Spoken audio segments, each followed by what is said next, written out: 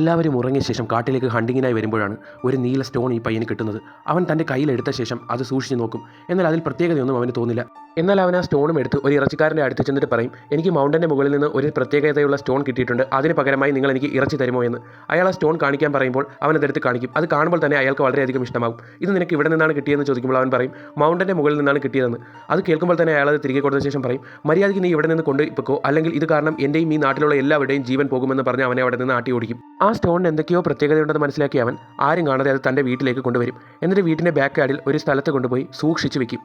എന്നാൽ കുറച്ച് ദിവസം കഴിയുമ്പോഴേക്കും ആ സ്റ്റോൺ കൂടുതൽ വലുതായി വരികയും അത് നിരന്തരം ഷേക്ക് ചെയ്യാൻ തുടങ്ങുകയും ചെയ്യും.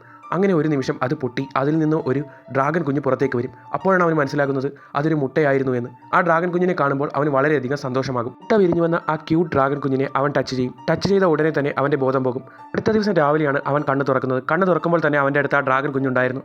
എന്നാൽ അപ്പോഴാണ് അവൻ കാണുന്നത് അവൻ്റെ കയ്യിൽ ആ ഡ്രാഗൺ കുഞ്ഞുള്ളത് കൊണ്ട് തന്നെ ഒരു പ്രത്യേക ഒരു മാർക്ക് വന്നുവെന്ന്. എന്നാൽ അതിനുശേഷം അതിൻ്റെ ശബ്ദം കേൾക്കുമ്പോൾ അതിന് നന്നായി വിശക്കുന്നുണ്ടെന്ന് മനസ്സിലാകും.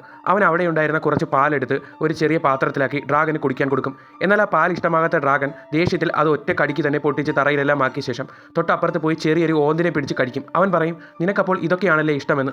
അങ്ങനെ ദിവസങ്ങൾ കഴിഞ്ഞു പോകുമ്പോഴേക്കും ഡ്രാഗനെ പറക്കാൻ പഠിപ്പിക്കാനായി അവൻ പുറത്തേക്ക് പോകും. ആദ്യമൊക്കെ ഡ്രാഗനെ പറക്കാൻ വലിയ പാടായിരുന്നുവെങ്കിലും പയ്യെ അത് ചെറുതായി പറന്നു തുടങ്ങും. ഒടുവിൽ പറന്ന് ആകാശത്തേക്ക് ഉയർന്നു പൊങ്ങിയ ശേഷം അവനെ ഒന്ന് തിരിഞ്ഞു നോക്കിയ ശേഷം അത് കുറേ ദൂരത്തേക്ക് പറന്നു പോകും.